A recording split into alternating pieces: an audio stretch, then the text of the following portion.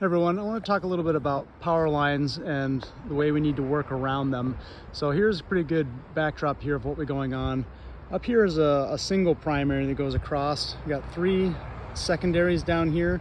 They usually run like this, pole to pole, 1, 2, 3, really close. And then down here we have the communication lines, or the comm lines.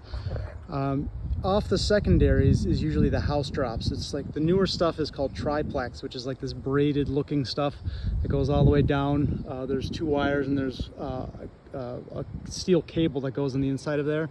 Comm lines also do the same thing. There's usually a few of them, and they run similar to where they would go on a house.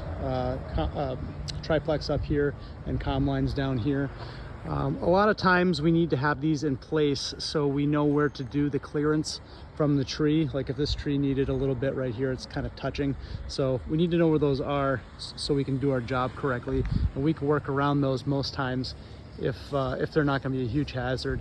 If this tree were to come down and this was in the way, maybe we'd remove them and it wouldn't be that much of an issue. Put them right back up.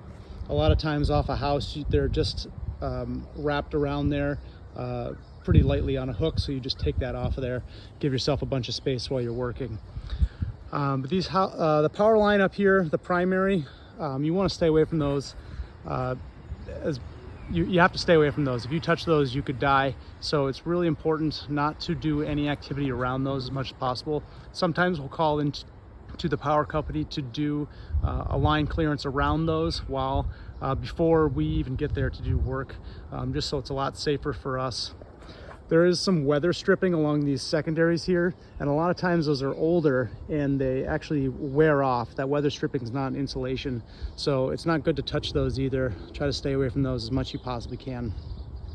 There's weather coating on these newer triplex stuff, but that's not something to be it's not a guarantee that there is going to be insulation, or weather stripping all the way down there. Sometimes a squirrel will chew on that, or some sort of weather occurrence may have scraped that a little bit. So it's best to just be aware of what's going on with this line. You can definitely work around these lines going to the house, but you just need to do it with some focus and some care, and just be careful out there. Thanks.